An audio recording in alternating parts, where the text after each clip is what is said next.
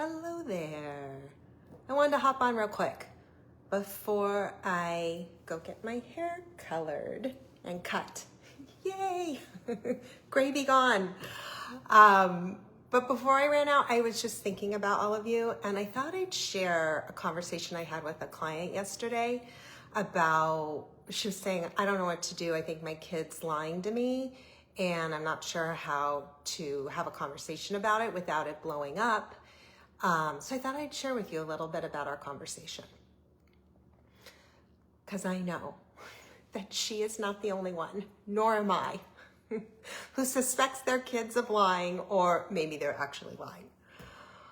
So the first thing I want to start with is, and we always start here if you've watched any of my lives or come to any of my classes, is that we got to understand what's going on before we can decide how to intervene.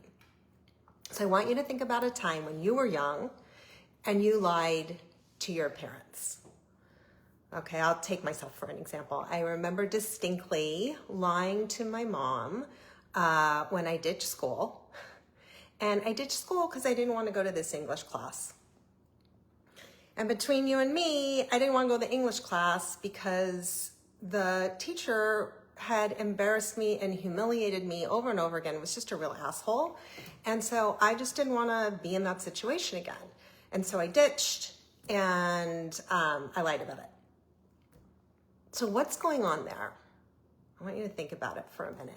Think about the time that you lied and think about what was going on for you when you lied.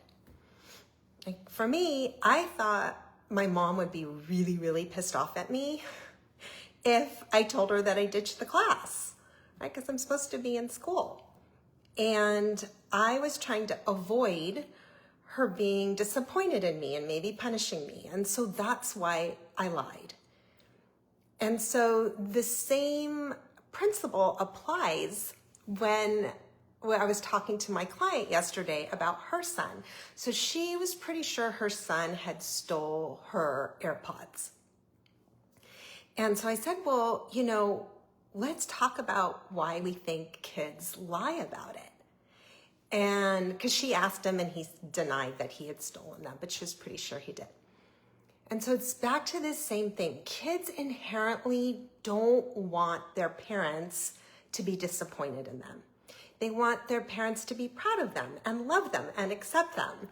And when they feel like we're disappointed in them, that creates this feeling of shame inside of them. They feel ashamed, like they did something wrong.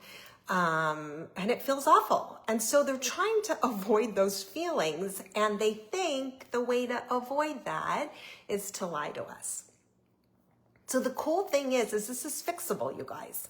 Like once you have that kind of light bulb moment of understanding why they're lying in the first place, then you can have a different approach on how to stop the lying, right? So if you know that the reason they're lying is there's a part of them that knows they did something wrong and they don't want to be truthful to you because they're afraid you'll be disappointed in them and most likely punish them, then what we need to do is just have a conversation with them about how it's always better if you tell me the truth than if you lie to me. It will always be better for you. I'm not going to punish you, but it's really important to me to have a relationship with you based on trust and honesty. Right? So if you start the conversation there and you promise them that whatever they tell you, you're not going to punish them, and you are going to have a conversation about it so it doesn't happen again, right? That's very different approach than, you lied to me and now you're grounded, or I'm taking your phone away, or whatever I think the natural tendency and urges to do that most of us parents parent with rules, rewards, punishments, because it's all we know. But when you realize wait, this is actually contributing to my kid's desire to lie to me, I gotta stop that pattern and I gotta try a different approach because I really want an honest, truthful relationship with them. So I want you guys to think about this. Put in the comments, maybe share like an experience that you had that you remember when you lied to your mom or your dad, and think about why you lied to them and share that with us. I mean, my experience was I lied because I was afraid that my mom would be disappointed in me, and that I would get punished. But I think what was going on underneath that is I didn't want to feel her, feel ashamed that she thought less of me.